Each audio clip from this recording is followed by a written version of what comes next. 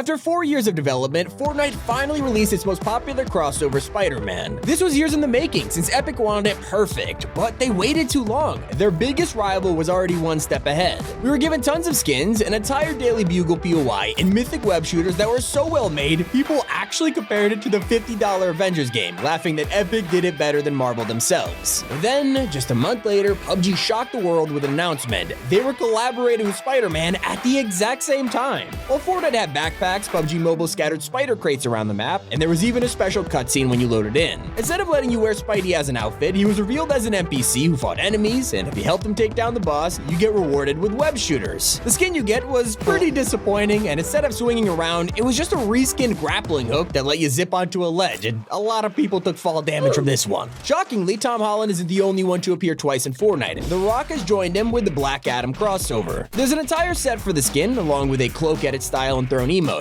but this is where a surprise competitor came out of nowhere. Last week, Roblox revealed their Black Adam experience, and it's full of content. You can earn 5 items while playing this mode, and it actually lets you be the character himself, and he even has powers. Now, it doesn't look as good, but you'd think Epic would have added a mythic or something. I mean, Roblox seriously outdid them. But something that nobody expected was the arrival of an R-rated crossover. Rick Sanchez was one of the most surprising collabs at the time, and the skin was designed to look like the cartoon style of the show, along with a toxic Rick variant. MORTY then joined him wearing a mech suit to compensate for his height. But it's not the only time the duo has appeared in popular games. In fact, Rainbow Six Siege has gone the extra mile with over half a dozen bundles, and yet they're all pretty creepy. But Fortnite gave us the actual characters. In Siege, you have the choice of this Rick Sanchez mask or a horrifying MORTY bundle. Before this, there was even Mr. Meeseeks, Crumbopulous Michael, and yes, Pickle Rick. They're a little too realistic, but you gotta praise them for having so many options. And even though Fortnite is known as the king of collabs, there's a game that's been doing them 10 times better. Dead by Daylight has been around for a long time, and has slowly evolved from adding original DLC packs to introducing famous horror characters. When it came to Resident Evil, they have done 2 crossovers. In 2021, Leon S. Kennedy and Jill Valentine were added as survivors. As for the killer, you could play as the Nemesis, and if that wasn't enough, the devs literally recreated the Raccoon City Police Department. This year, they released a second DLC that added Albert Wesker, Ada Wong, and Rebecca Chambers. It's a lot of content compared to Fortnite's Resident Evil crossover. Sure, we got Chris Redfield and Jill Valentine in the item shop, as well as an Umbrella Corporation emote, but that was it. Well, luckily, Stranger Things got a lot more content, like Upside Down Portals, a Scoops Ahoy POI, and they even let us play as Hopper. Meanwhile, Dead by Daylight recreated the underground complex from the show, and instead of Hopper, you could be Nancy or Steve. And while both games added the demo Gorgon, neither of them sell the collab anymore. But did you know that this next Fortnite crossover lost an award because it was ripped off? There are only a handful of concerts Epic has done, with Marshmello, Travis Scott, and Ariana Grande holding the titles. Each one of them has taken the world by storm, but it wasn't until the Rift Tour that other games took a little too much inspiration. Ariana's concert had us soaring through the clouds, catching collectibles, and watching the finale on a crystal platform in space, which sounds way too specific to rip off, but this is where PUBG Mobile stepped in.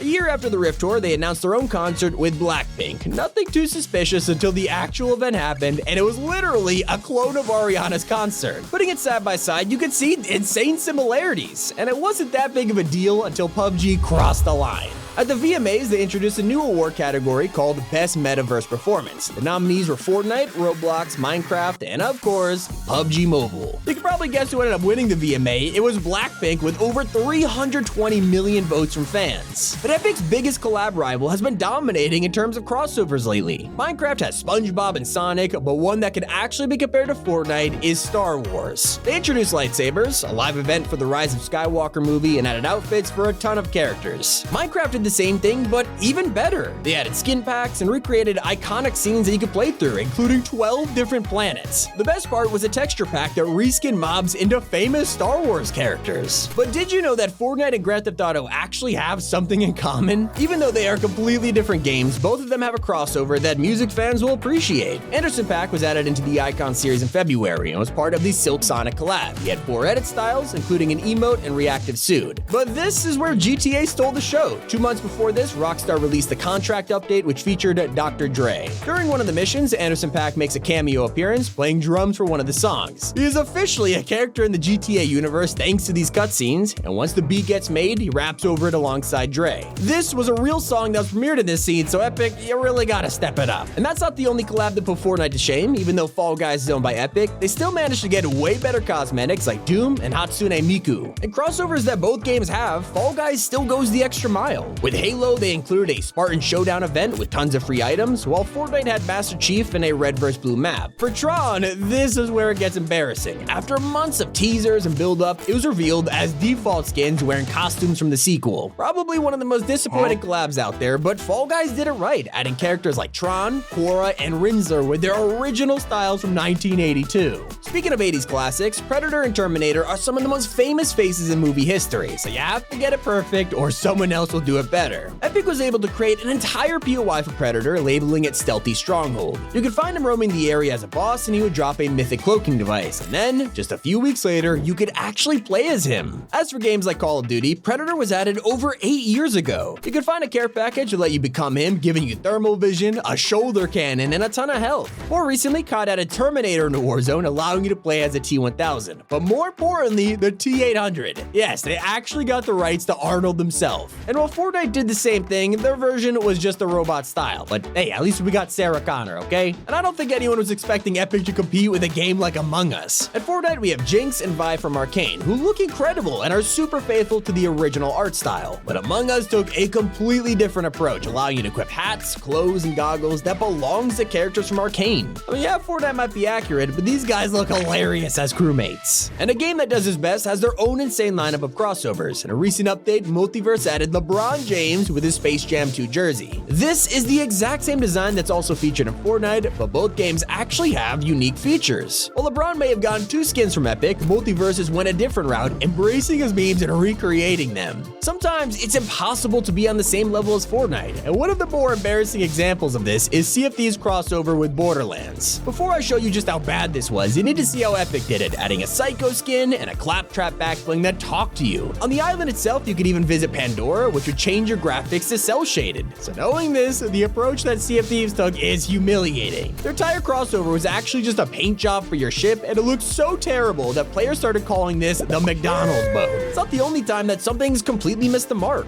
One of Fortnite's first ever crossovers was with John Wick. They designed a house POI, added the Continental Hotel, and dropped him as a skin. A major step up from the Reaper, but even this ripoff outfit looked better than what I'm about to show you. A mobile game called Air of Light released their John Wick update in 2019, making him a playable character along with Sophia from the movies. Even though this is a licensed skin, he looks nothing like Keanu Reeves, and fans were not happy, calling him generic and just a random guy in a suit. And while Modern Warfare 2 isn't even out yet, it's already beat Epic to the weirdest crossover that people have been asking for since 2018. You can now go to Burger King and ask for an MW2 meal to get a free skin in the game. This is something people have wanted in Fortnite for years, but they'd rather work with COD instead. In the words of Burger King, please stop asking for the Fortnite Whopper because we're really not gonna make a Fortnite Whopper. There's another game that has been way ahead of them since the very beginning. Monster Hunter World has done crossovers with Assassin's Creed, Resident Evil, even Street Fighter years before Epic got the rights. While Fortnite was able to add Aloy as a skin, Monster Hunter threw in an armor set, custom gun, and her iconic bow from the games. As for Resident Evil and Street Fighter, they were added to the item shop with a cartoony art style, which is a risky choice, but they look great. And while the Monster Hunter developers didn't care about stuff like that, they straight up added skins that looked like mods because they were that accurate. Those were every Fortnite crossover in other games. Hope you guys enjoyed. It's been Tommy, and keep it here on Top 5 Gaming.